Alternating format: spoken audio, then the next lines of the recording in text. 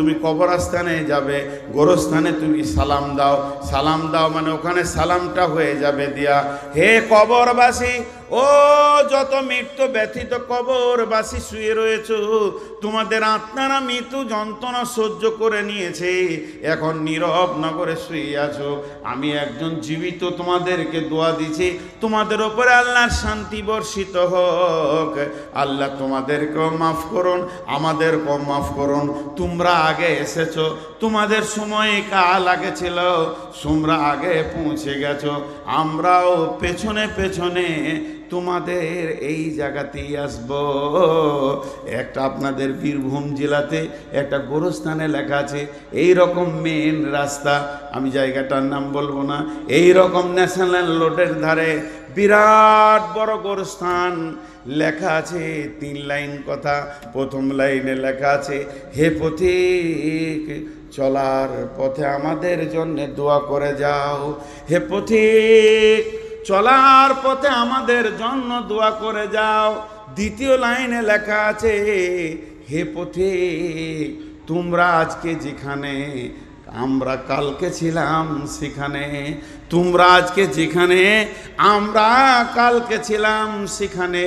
হে পথিক, আজকে আমরা যেখানে, তোমরা আগামীকাল হয়ে যাবে সেখানে। অতএব দোয়া করে যাও। অতএব বন্ধুরে আমার, আল্লাহ তাবারাক ওয়া তাআলা রাসূল বলছেন, ইয়াগফিরুল্লাহু লানা ওয়া লাকুম ওয়া আনতুম সালাফুনা ওয়া নাহনু বিল আসরি। তোমরা আগে আগে এসেছো, আমরা পেছনে পেছনে যাব। এবার একটা এখানে লাশ পড়ে আছে, আমি ইমামতি শুরু করেছি, দোয়া করতে শুরু করলাম, আল্লাহুম্মা গফির লিহাইয়িনা ওয়া মাইতিনা ওয়া শাহিদিনা ওয়া গায়বিনা ওয়া সাগীরিনা ওয়া কাবীরিনা ওয়া যাকারিনা ওয়া উনসানা। আল্লাহুম্মা মান আহইয়াইতাহু মিন্না ফাহি আলাল ইসলাম ওয়া মান তাওফাইতাহু মিন্না ফাতাওফাহু আলাল ঈমান। 10টা কথা বললাম। আল্লাহুম্মা গফির লিহাইয়িনা, প্রথম দোয়া করলাম, যত জীবিত আছে আল্লাহ তাদেরকে তুমি মাফ করো। আগে জীবিত এসেছি মাইয়াতকে দাফন করতে, দোয়া দিছি জীবিতদেরকে। দ্বিতীয়বারে বললাম, ও মাইতিনা, মৃত্যু ব্যক্তিকে তুমি মাফ করো। ও শাহিদিনা ওয়া গায়েবিনা, যে হাজির আছে তাকে মাফ করো, যে গায়েব আছে আসতে পারেনি তাকে মাফ করো। ও যাকা সাগীরিনা ওয়া কাবীরিনা, ছোটদের মাফ করো, বড়দের মাফ করো। ও যাকারিনা ওয়া উনসানা, পুরুষকে মাফ করো, নারীকে মাফ করো। তাহলে কাদের জন্য দোয়াটা হচ্ছে দেখেন, মৃত্যু ব্যক্তিকে শুধু একবার বলা হয়েছে, পাকা সুদারু মরেছে, পাকা সুদারু মরেছে। আর পৃথিবীর লোক এসে জানাজা পড়বেও জান্নাত চলে যাবে, কোনো দিন হবে না। যেমন আমল করবে তেমন যাবে, মানুষ মরে গেলে আমলের লাইন কেটে যায়। অতএব বন্ধুরে, কবর এমন একটি জায়গা, কবরে যাওয়ার আগে কবরের পূর্ব পরিস্থিতি তৈরি করে নিতে হবে। আল্লাহ নবী বলছেন, সেই মাইয়াতকে যখন প্রশ্ন করা হবে, মাইয়াত যদি ঠিক ঠিক ঠিক উত্তর দিতে পারে, মাইয়াত যদি ঠিক ঠিক উত্তর দিয়ে দেয়, তার জন্য জাহান্নামের দরজাটা খুলে দেওয়া হবে। জাহান্নামের আগুন যেন ছিঁড়াছিঁড়ি করছে, গর্জন মারছে। ফেরেশতা বলবে, হে আল্লাহর বান্দা, একবার তুমি জাহান্নামটা দেখে নাও, এই জায়গাটা কত খারাপ। আল্লাহ তোমাকে রহম করেছে, আল্লাহ তোমাকে দয়া করেছে। এই রকম নোংরা জায়গা থেকে আল্লাহ চিরদিনের জন্য তোমাকে বাঁচিয়ে দিয়েছে। যাও, তুমি চিরসুখে থাকবে। আর যদি উত্তর না দিতে পারে, জান্নাতটা এক ঝলক দেখিয়ে দিয়ে বলা হয়, হতভাগা বদনসিব রে, এত সুন্দর জায়গা থেকে বঞ্চিত হয়ে গেলি বদ আচরণের কারণে। কবর একটা জায়গা, কবর একটা জগৎ। আমাজান আয়েশা বলছেন, আমি বাড়িতে আছি, একটা ইহুদিদের মেয়ে আসলো আমার কাছে ভিক্ষা চাইতে, ইহুদিদের মেয়ে। তো আমাকে বললো, আম্মাজান আয়েশা, বাড়িতে কিছু আছে, আমাকে দেন। তো আমি গোটা ঘরে দেখলাম কিছু নাই, ইয়া রাসূলুল্লাহ। 2টা খেজুর ছিল, ওর হাতে দিলাম। তো খেজুর 2টা যখন ও হাতে পেল, তো আমাকে দোয়া দিল, আল্লাহ যেন তোমাকে কবরে আযাব থেকে মুক্তি দান করেন, কবরে আযাব থেকে মুক্তি দান করেন। আম্মা জান আয়েশা বলছে আমি অবাক হয়ে গেলাম, কবরে আযাব হবে নাকি, কবরে আযাব হবে নাকি? এতক্ষণ মধ্যে কিছুক্ষণের পরই রাসূলুল্লাহ সাল্লাল্লাহু আলাইহি ওয়াসাল্লাম বাড়িতে ফিরলেন। আমি এই ঘটনাটা বললাম, ইয়া রাসূলুল্লাহ, একটা ইহুদিদের মেয়ে ছিল, আমি তাকে দান করেছি, খেজুরের দিয়েছি, সে আমাকে দোয়া দিয়েছে আল্লাহ তোমাকে কবরের আযাব থেকে মুক্তি দান করুন, তাহলে কি কবরে আযাব হবে? আল্লাহ নবী বললেন আযাবাল কবরি হাক্কুন, আযাবাল কবরি হাক্কুন, কবরের আযাব হচ্ছে সত্য সত্য সত্য সত্য, কবরে আযাব হবে। এরপরে আম্মা জান আয়েশা বলছেন আমি ফলো করেছি, তীক্ষ্ণ দৃষ্টিতে শ্রুতিতে আমি শুনেছি রাসূলুল্লাহ সাল্লাল্লাহু আলাইহি ওয়াসাল্লাম যত নামাজ পড়তেন ঘরে, প্রত্যেকটি নামাজ নফল হোক, তাহাজ্জুদ হোক, সুন্নত হোক, যত নামাজ বাড়িতে পড়েছেন প্রত্যেকটি নামাজের শেষে আল্লাহর নবী কবরে আযাব থেকে আল্লাহর কাছে মুক্তি চেয়েছেন। আমি খেয়াল করে দেখেছি। আর ওই দোয়াটা এমন একটি দোয়া আল্লাহর নবী আজও দিয়ে চলে গেছেন আমাদেরকে। আমরা যখন তাশাহুদে বসে থাকি সালাম ফেরার আগে শেষ তাশাহুদ যেটা, তখন কবরে আযাব থেকে মুক্তি চায়। আল্লাহুম্মা ইন্নী আউযু বিকা মিন আযাবিল কবরি ওয়া আউযু বিকা মিন ফিতনাতিল মাসিহিদ দাজ্জালি। আল্লাহুম্মা ইন্নী আউযু বিকা মিনাল মাহিয়াই ওয়াল মামাতি, আল্লাহুম্মা ইন্নী আউযু বিকা মিনাল মাসামি ওয়াল মাগরাম। তো প্রথমেই বলা হয় আল্লাহুম্মা ইন্নী আউযু বিকা মিন আযাবিল কবরি, হে আল্লাহ তুমি আমাদেরকে কবরে আযাব থেকে মুক্তি দাও। একটা প্রশ্ন আমি নিজেই করব, নিজেই উত্তর দিব। আহলে কোরআন বলে একটা গোষ্ঠী বেরিয়েছে, সারা বিশ্বে এরা বিভ্রান্তি সৃষ্টি করেছে। এরা বলছে হিসাব তো হবে কিয়ামতের দিন, তো কবরে আযাব হবে কেন? কি যুক্তি দিয়েছে দেখেন, হিসাব তো হবে কিয়ামতের দিন, তো হিসাবের আগে আযাব হবে কেন? হিসাব হয়ে আমি মুজরিম এটা সাব্যস্ত হবে, প্রমাণ হবে আমি মুজরিম, আমি দোষী, আমি গুনাহগার, তারপরে আযাব চালু হবে, আর কবরে আযাব শুরু হবে, আর কিয়ামতের দিন হিসাব হবে। এটা কেমন কথা ভাইয়া? কবরের আযাব আযাব, কিয়ামতের আযাব আযাব, বেশ শাক আযাব। আযাব মানে আযাব, আযাবের অবিধানিক অর্থ আযাব, কষ্ট। কিন্তু কবরে আযাব সত্য, তাহলে আগে হবে কেন? একটা উদাহরণ দিব। আমার বাড়ি আপনার ভেলিয়ানে, আমি এখানে থাকি, এটা আমার বাড়ি। আমার বাড়ি থেকে দূরে একটা মুদিখানা দোকান আছে। আমি দেশ বিদেশে ঘুরি, ঘরে কম থাকি, ওই দোকানে আমি 12 মাস মাল খাই। সেখানে আমার একটা খাতা আছে, মাল আনি দেয়, সে দেয়, আমার কাছে টাকা চাই না, মাসের শেষে পেমেন্ট করে দিই, আবার কখনো 2 মাসে করি, এটা চলে। একটা কথা বলেন, আমি দোকানদারকে বলছি ভাই মনে হয় 3 মাস আপনাকে টাকা দিইনি, কতদূর কি হলো? আমার তো আইডিয়া হচ্ছে যা খেয়েছি তাতে 40-এর ঘর ঢুকে গেল নাকি। তা দোকানদার হাসতে হাসতে বলছে মৌলানা আপনি খান না, অসুবিধা কি আছে, খান।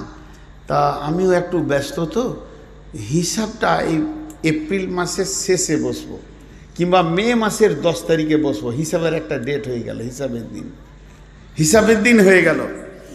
তারপরও আমি মালদা যাচ্ছি জালসা করতে, পকেট থেকে একটা 20,000 টাকার বান্ডিল ওর টেবিলে নামিয়ে দিলাম, এটা জমা করে এলেন। আচ্ছা ওইটা যদি জমা করে এলাই, ওর কি অসুবিধা আছে কিছু? জি ভাই অসুবিধা আছে। আমি আইডিয়া করছি 50-60 হাজার হয়ে যাবে, তো 20-30 হাজার টাকা দিয়ে গেলাম। হিসাব হচ্ছে 10 তারিখে। 10 তারিখে বসে দেখছি টোটাল আমার মাল নেওয়া হয়েছে 60,000 টাকা। 60,000 টাকা। তাহলে কি ওই 20,000টা মাইনাস হবে না? 20-30 হাজারটা মাইনাস হবে না? হবে। তো কবরের আযাব সত্য, কিয়ামতের মাঠে যেদিন হিসাব হবে সেই দিন এই আযাবটা ওই আযাবের মাইনাস হবে। আল্লাহর নবী বলছেন মুমিন কালেমাওয়ালা যারা শাহাদু আল্লা ইলাহা ইল্লাল্লাহু ওয়া আশহাদু আন্না মুহাম্মাদান আবদুহু ওয়া রাসূলুহু পড়েছি। শিরক মুক্ত জীবন যে ব্যক্তিটা করে ওই পৃথিবীতে যত কষ্ট পায়, রাস্তায় চলতে চলতে যদি পায়ে একটা ছোট্ট কাঁটা ঢুকে যায়, একটা কাঁকড়ে যদি আঘাত পায়, তার জন্যে তার গুনাহ মাফ হয়ে যায়। তাহলে আল্লাহ মুমিনকে কি সুন্দর করে বানিয়েছেন। মুমিনের জীবনে সামান্যতম কষ্ট হবে আর তার আযাব মাফ হয়ে যাবে, তার গুনাহ মাফ হয়ে যাবে। তাহলে জেনে নেন পৃথিবীতে যদি এটা হয়, চলার পথ তো আমার হিসাবে দিন কিয়ামতের দিন আছে। এই চলার পথে পড়ছে কবর। আল্লাহ যাদের প্রতি দয়া করে, 2-4টা 10-20 গুনাহ, সামান্য গুনাহ যার আছে, কবরে আযাবেই সেটা মিটে যাবে। এমনও লোক আছে কবরই তার আযাব শেষ হয়ে যাবে, কিয়ামতের মাঠে সে মুমিনের দলে উঠবে। যদি কবরে আযাব শেষ না হয়ে যায়, তার গুনাহ যদি শেষ না হয়, কিয়ামতের মাঠে 50,000 বছর দাঁড়িয়ে থাকবে। কোনো কোনো চিঠি এটা পরে বললেই তো হয়, মা কথার মোশনে দিচ্ছেন, তার মানে কথাটা স্টপ করে আপনার এটা বলতে হবে এখন। হ্যাঁ, ও দান দেন আপনারা মাসের জন্য দেন। কে কত দিবেন আল্লাহর রাস্তায়? 2-5 হাজার যার কাছে যা আছে দেন। দানের জন্য বলছে, মানে স্টপ বায়না আর কি, দানা দেখুন কোথায় এসেছি রে বাপ। দান আদায় হবে ইনশাআল্লাহ। তো সঙ্গে সঙ্গে পৃথিবী থেকে চলা থেকে কিয়ামত পর্যন্ত যত কষ্ট পাবে মুমিনের গুনাহ মাফ হবে। এর জন্য কবরে আযাব বড় সত্য, কবরে আযাব বড় সত্য, কবরে আযাব বড় সত্য। মাটির কবর গৃহে শোয়াই দিলাম যারে, নবী রাসূল সাহাবা ইমাম আল্লাহর ওলি যত আছেন শুইয়া কবর গৃহে, লক্ষ কোটি শত ডাকলেও শত কেউ কখনো আসবে না হায় মাটির বিছানা ছেড়ে, মাটির ওই কবর গৃহে শোয়াইয়ে দিলাম যারে। যতগুলো লোক আছেন আমার কথা বুঝে জবাব দেবেন। যে মাদ্রাসাকে কেন্দ্র করে এই জালসা, সেই মাদ্রাসাকে কিছু দিবেন তো? বলেন ইনশাআল্লাহ। আরে জোরে বলেন ইনশাআল্লাহ।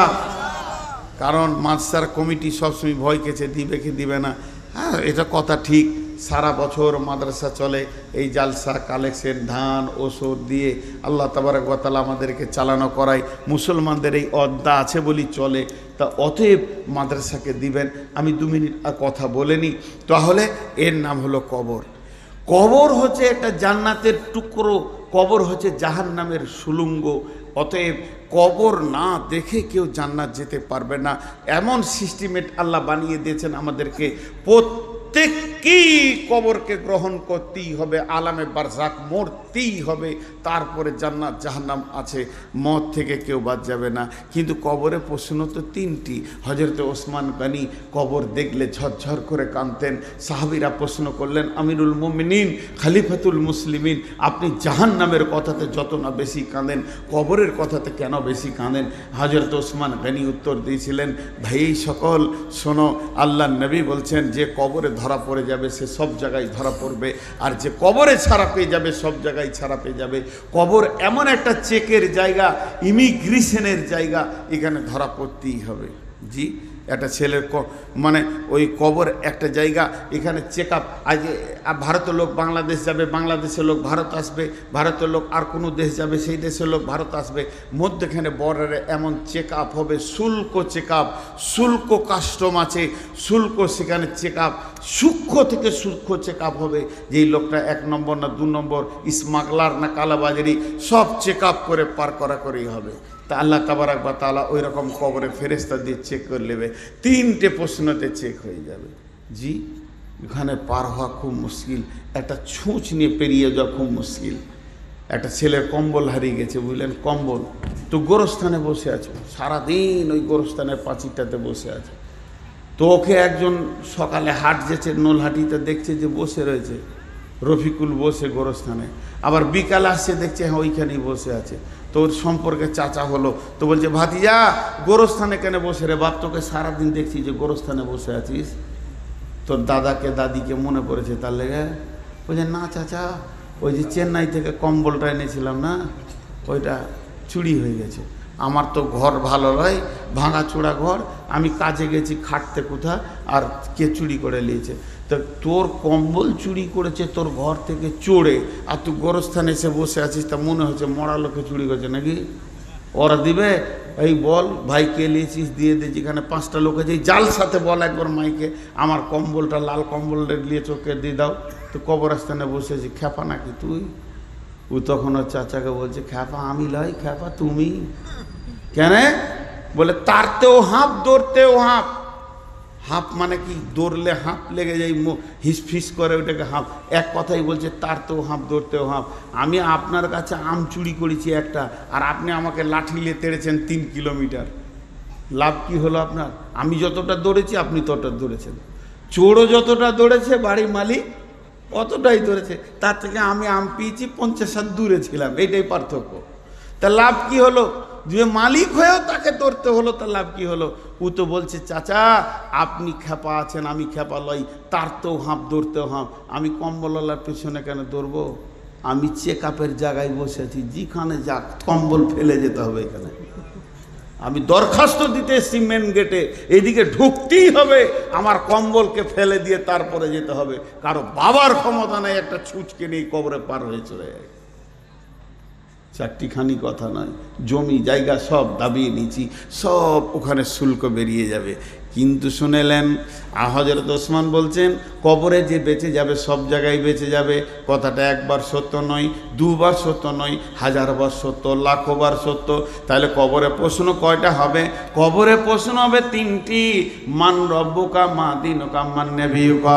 তাহলে আমার প্রশ্ন হলো, আমার আবার মনে প্রশ্ন তৈরি হলো, এত নামাজ পড়ে কি হবে, এত রোজা রেখে কি হবে, এত রাতে তাহাজ্জুদ পড়ে কি হবে, না চুরি করো না, ডাকাতি করো না, বেঈমানি করো না, খবরদার না, এই করো না ওই করো না, সব যার যা মন যাবে করে যান। আর 3টে প্রশ্নের উত্তরটা মুখস্থ করলেন, ভেজাল চুকে যাবে।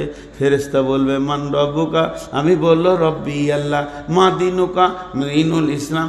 মান নবিয়ুকা, তোমার নবীকে, নবী মুহাম্মদুর রাসূলুল্লাহ সাল্লাল্লাহু আলাইহি সাল্লাম। ফেরেশতা বলবে আগে জান্নাতে দিয়ে দাও, উত্তর ঠিক আছে।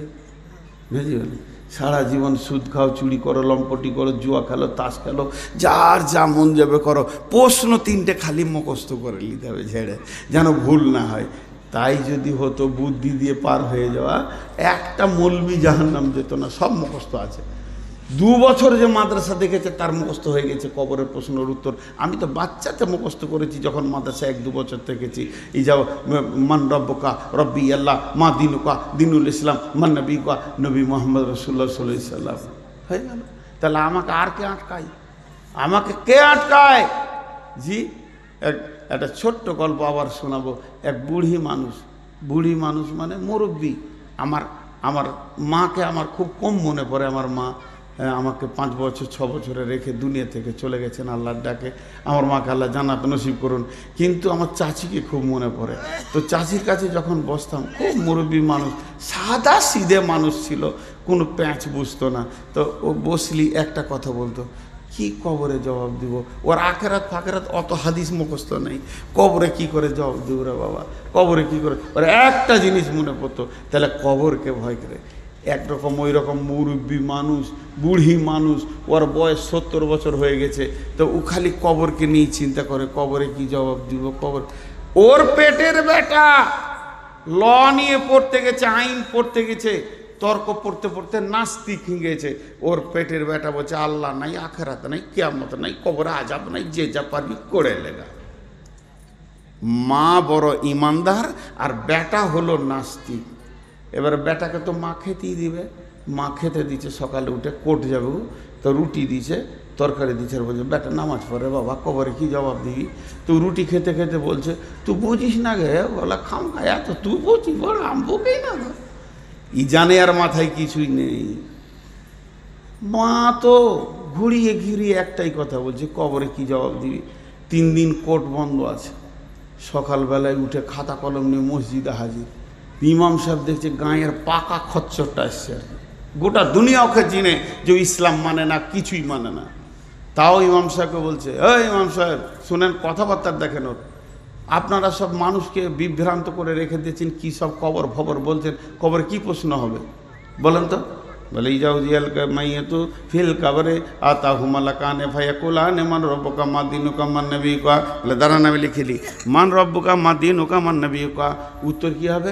রব্বি আল্লাহ দিনুল ইসলাম, নবী মুহাম্মদ সাল্লাল্লাহু আলাইহি সাল্লাম। ও আপনার রাতে মুখস্থ করে নিয়েছে, এমন মুখস্থ করেছে বেরেন ভালো শয়তানের।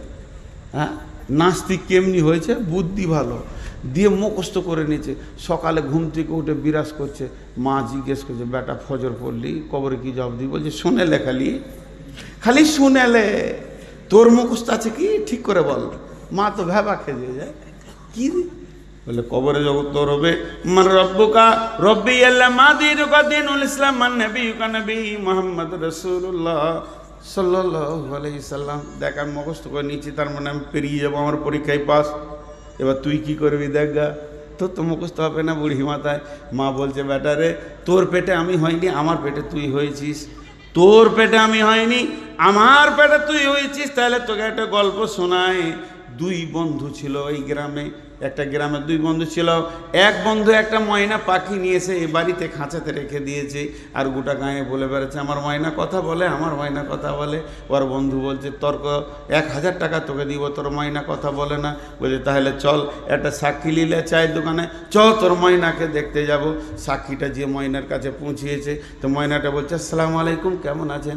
সাক্ষীটা বলছে এই তো ঠিকই তো কথা বলছে, 1000 লাগবে। বলে দাঁড়ান না, এবার তুই যা। এবার বাড়ি ময়নার মালিক গেছে, আসসালামু আলাইকুম, কেমন আছেন? তো বেশ কথা বলছে। এই দুজনাকে যখন বলেছে, এবার ওর পালা পড়েছে। ও বাড়িতে গিয়ে একটা বড় হাঁদা বিড়ালকে ধরেছে, ওকে ভালো করে ঘাটটাকে চেপে রাগিয়ে রেখেছে, এক ব্যাগের ভেতরে নিয়ে গেছে।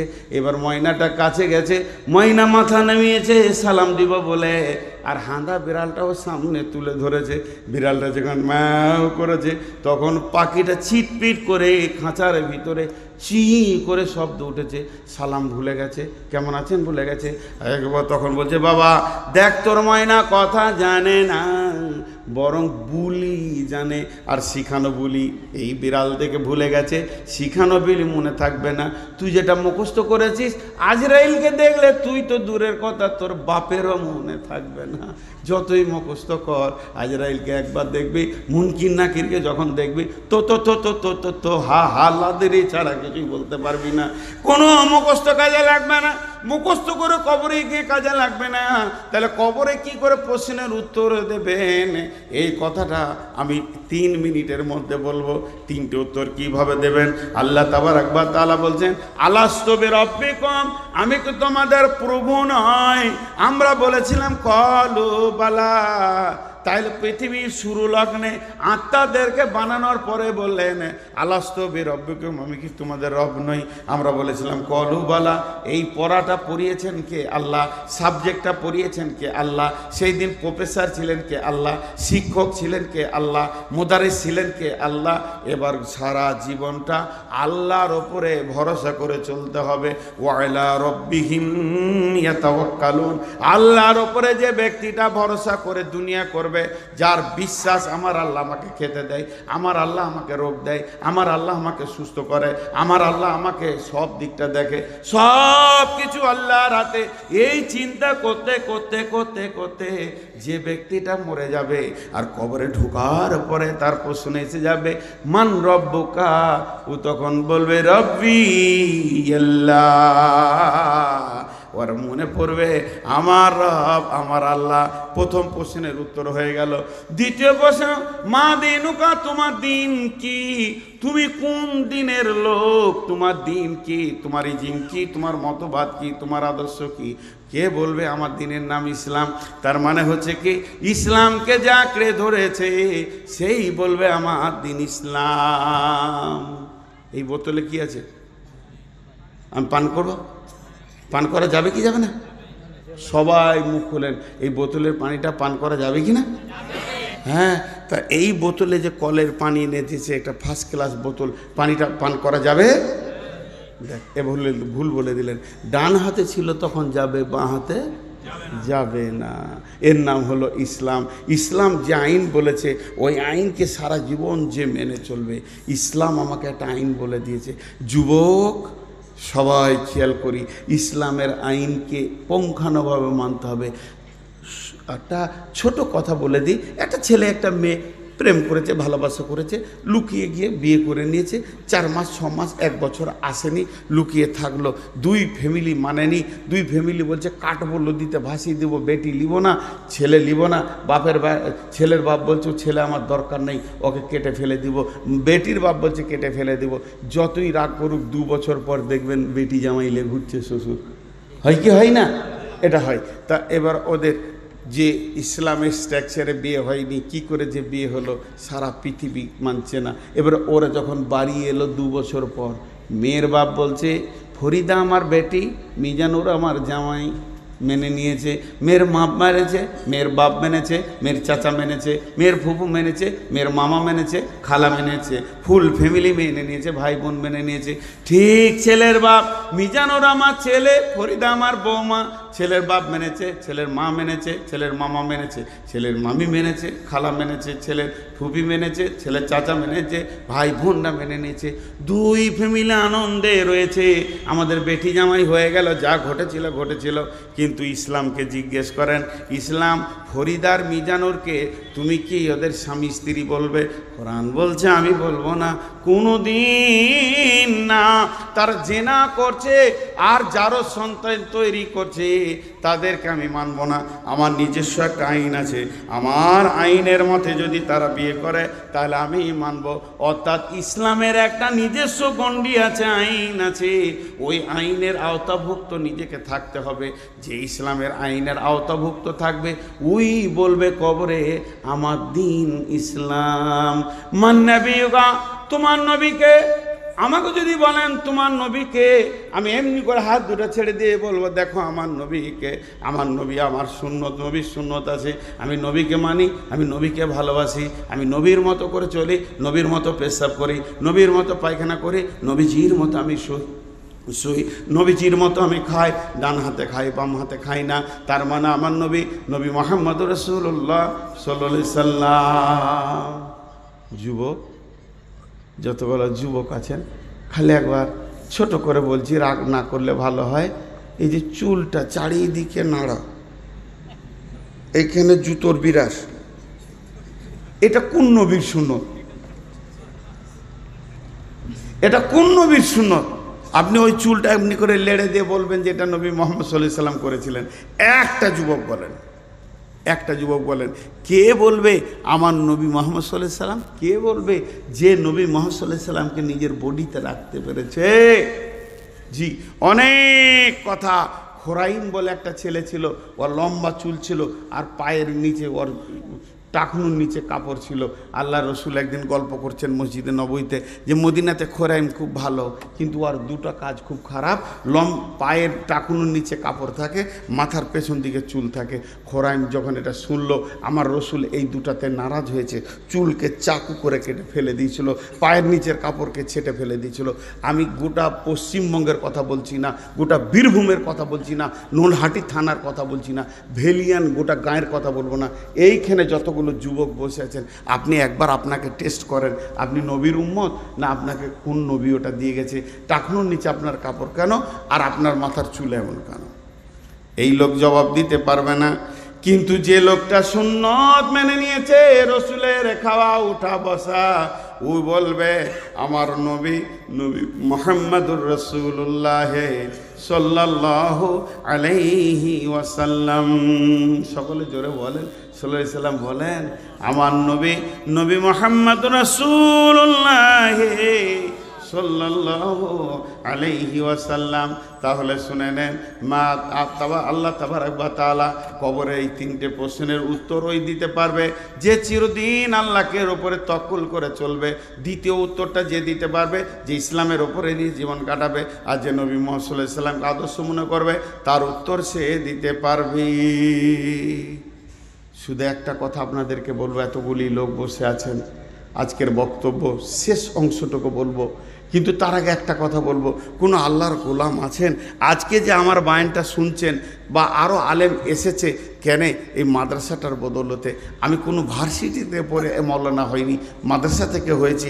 আর এই মাদ্রাসা কালেকশনের জন্য যে আমাকে চিঠি দিয়েছে, এটা কি অন্যায় করেছে নাকি? না, আজ মাদ্রাসা আছে বলি আলেম ওলামা পৃথিবীতে দেখতে পেয়েছেন। আজ মাদ্রাসা আছে বলি এত আলেম ওলামা আছে। আর মাদ্রাসাকে ওরা আগেই ধরেছে কেন? যাতে করে আলেম ওলামা না থাকে। তাই আপনাদের কাছে আমার আবেদন, কোন আল্লাহর গোলাম আছেন? আমি 5-7 মিনিট আছি, আমি ছেড়ে চলে যাব। কোনো আল্লাহর গোলাম আছেন কি 5,000 2,000 দেনেওয়ালা? আচ্ছা, আপনাদের যারা চাদর নিয়েছে একবার ঢুকিয়ে দেন। আমি যতক্ষণ আছি আমার তরফ থেকে একবার চাদর যাচ্ছে ভাই, হাত দুটো ধরে বলছি, আল্লাহর গোলাম রসুলের উম্মত এই নূর মোহাম্মদ অধমটাকে আপনারা ভালোবাসেন, আমি জানি, অত্র এলাকার লোক ভালোবাসে।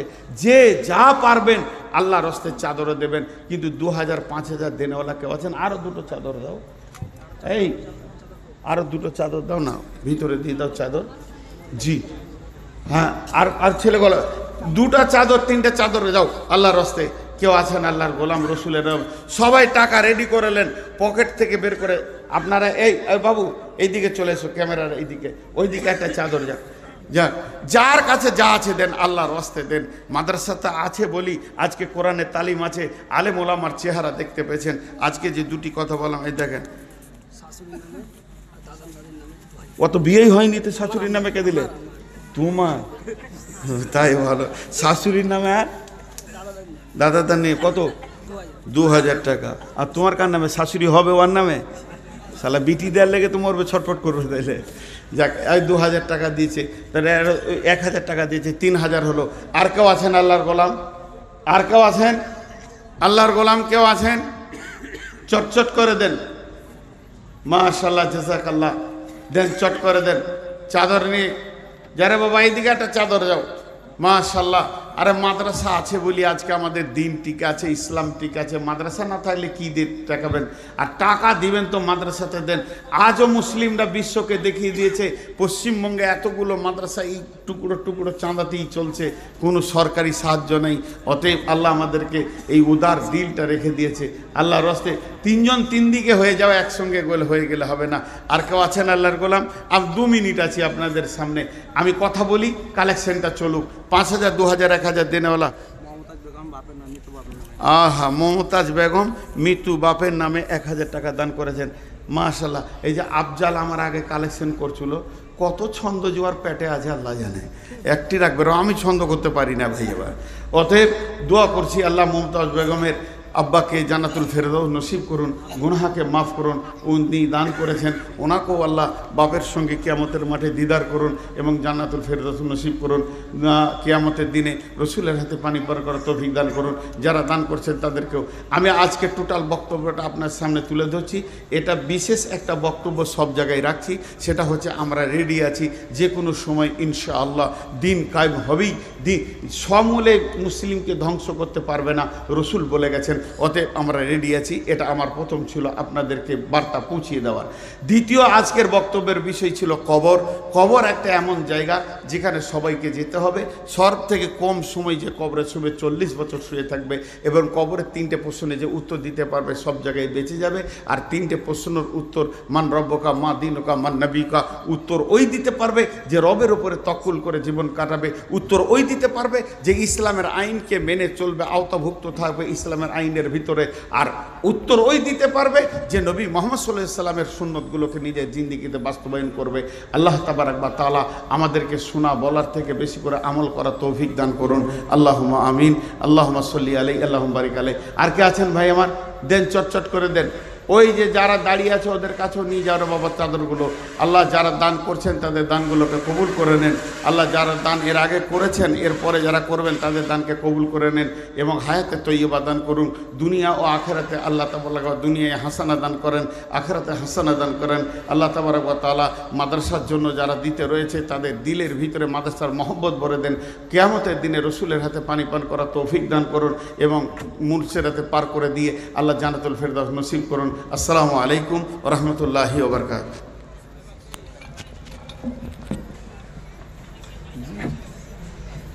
বলেন আপনার বাড়ি?